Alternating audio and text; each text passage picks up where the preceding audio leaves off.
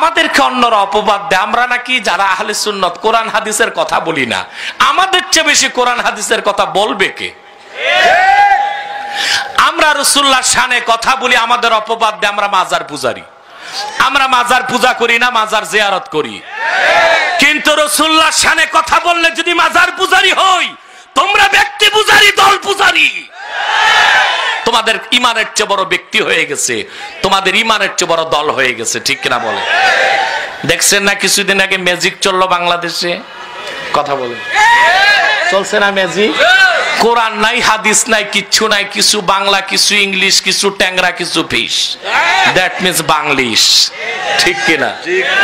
এই যে একটা ম্যাজিক চললো, ম্যাজিকটা যে কারা করলো তা আমরা বুঝতে পেরেছি, ধন্যবাদ যে সরকারও বুঝতে পারছে, ঠিক কিনা? এই যে বড় বড় মৌলবী ইমান নষ্ট করতেছে, ওরা কি বুঝে না এলেম নাই? এলেম আছে, পারসেজ হয়ে গেছে। কি হয়ে গেছে? আমি বলবো না তাদের এলেম নাই, আছে। মোল্লা ফয়জির এলেম ছিল না? ছিল। বাদশাহ আকবর, ওরে আকবর বলাও ঠিক না, খবিস। এই দিনে এলাহি আবিষ্কার করেছিল, জঘন্য কুফর করেছিল। তার সমস্ত কুফুরিকে ফতুয়া দিয়া জায়েজ করতে মোল্লা ফয়জি। দুই ভাই ছিল, মোল্লা আবুল ফজল ফয়জি আর আবুল ফজল আল্লামি। কয় ভাই? এই দুই ভাই ছিল শিয়া, তারা ইসলামের শত্রু ছিল। বাদশাহ আকবরের পয়সা খেত, আর যত না জায়েজ কাজ, হারাম কাজ, শিরক কাজ জায়েজ করত। একবার চ্যালেঞ্জ হলো, কে কত সুন্দর তাফসীর লিখতে পারে? মোল্লা ফয়জি একটা তাফসীর লিখেছে 30 পারা কোরআনের। আশ্চর্য হবেন, 30 পারা কোরআনের তাফসীর লিখেছে, নোক্তাযুক্ত একটা অক্ষর ব্যবহার করে নেই। ওই তাফসীরটার নাম দিয়েছে সাওয়াতিউল ইলহাম, বিরল একটা তাফসীর। মানে আরবি অক্ষরের অর্ধেকই তো নোক্তাযুক্ত, একটা নোক্তাযুক্ত অক্ষর সে ব্যবহার করে নাই, 30 পারা কোরআনের তাফসীর শেষ করছে। এত ইলম ছিল তার, কিন্তু পারসেজ হয়ে গেছিল। কি হয়ে গেছিল? আমার দেশে যারা বড় বড় মৌলবী দেখেন, মৌলবী বা শেখদের নামও তো আছে, দেখেন না? লানতুল্লাহ, গজবতুল্লাহ, আসাদুল্লাহ আছে না? তারপর কি বিন সারা নাম নাই, হেমার ইবনে হেমার, ফারাস ইবনে ফারাস আছে কি না? এরা কি করছে আজকে? এদের এলেম আছে, আমি অস্বীকার করি না, কিন্তু তারা পারসেজ হয়ে গেছে। কি হয়ে গেছে? বিক্রি হয়ে গেছে। আল্লাহ রাসূলের কাছে জিবরিল এসেছেন 24,000 বার। কয়েকবারই মানুষের সুরতে এসেছেন, একবার তিনি আসলেন মানুষের সুরতে।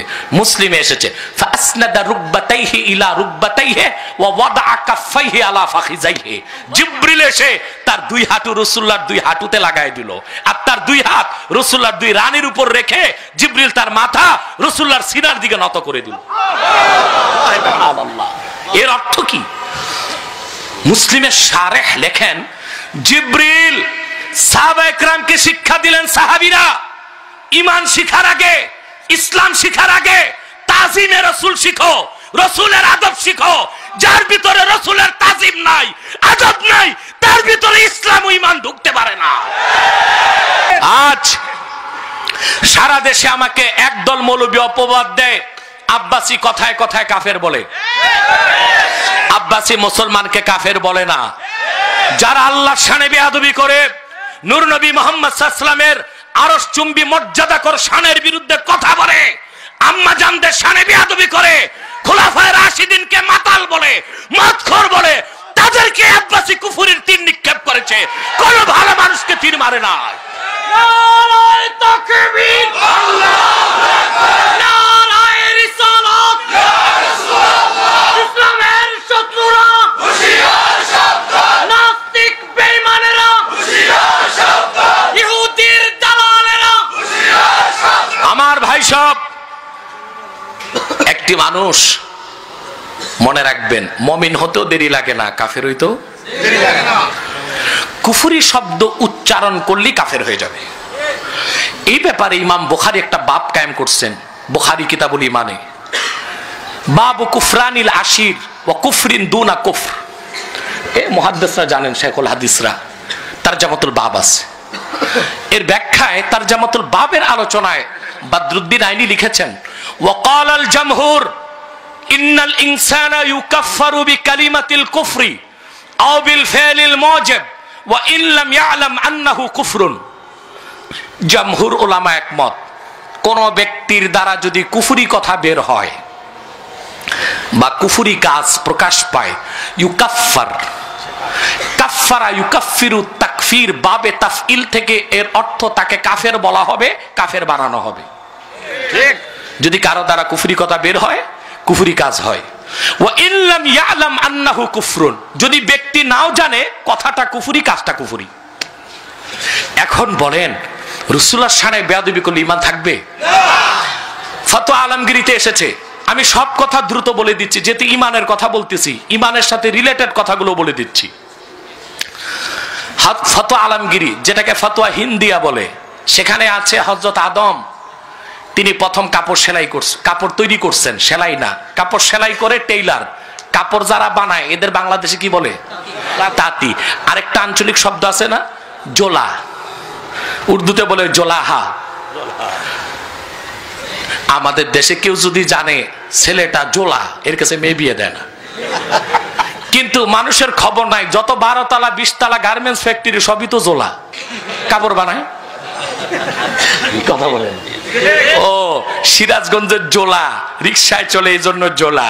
আর ঢাকার জোলারা প্যারাডো BMW তে চড়ে, এই জন্য এরা শিল্পপতি হয়ে গেছে। একই কাজ, কাপড় বানায় যে সেই জোলা। গার্মেন্টস ওয়ালারাও কি? যদি কেউ থাকে ফ্যাক্টরি ম্যান গার্মেন্টস এর রাগ যেন না করে।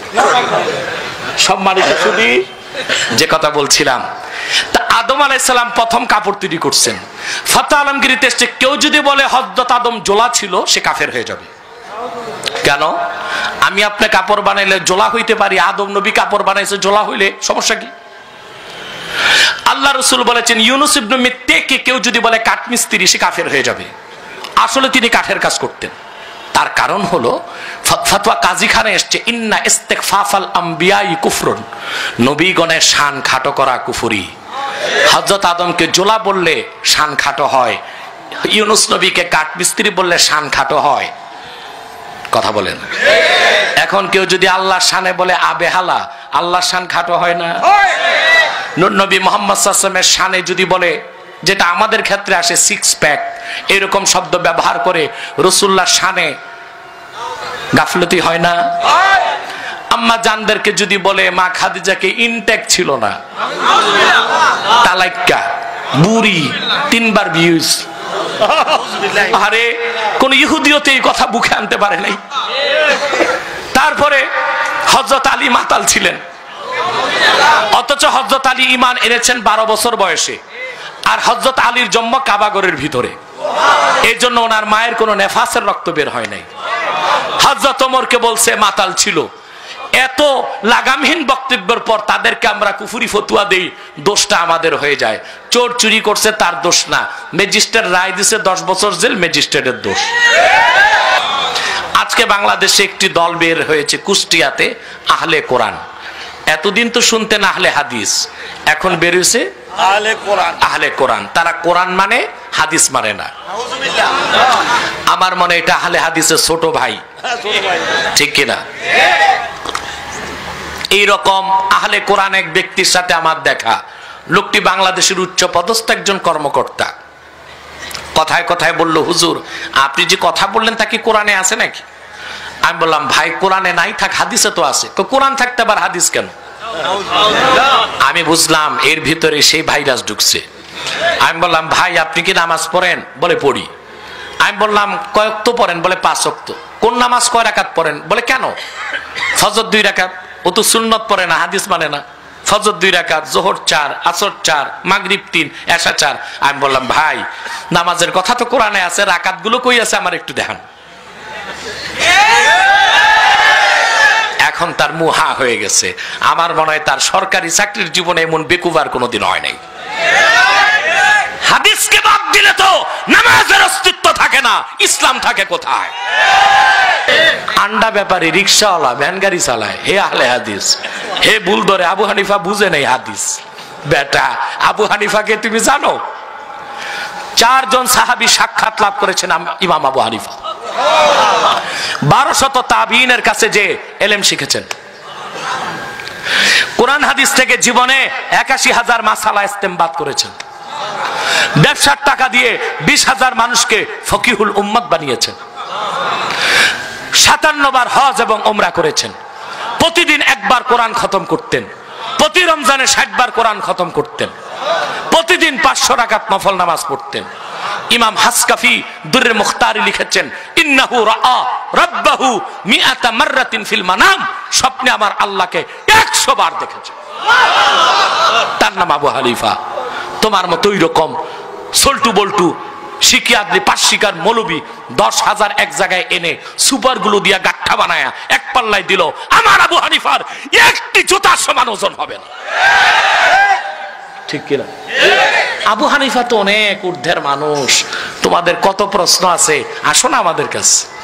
আবু হানিফার মাযহাবের মুকাল্লিদ যারা, আমরা মুকাল্লিদ, আমরাই যথেষ্ট তোমাদের জবাব দিতে।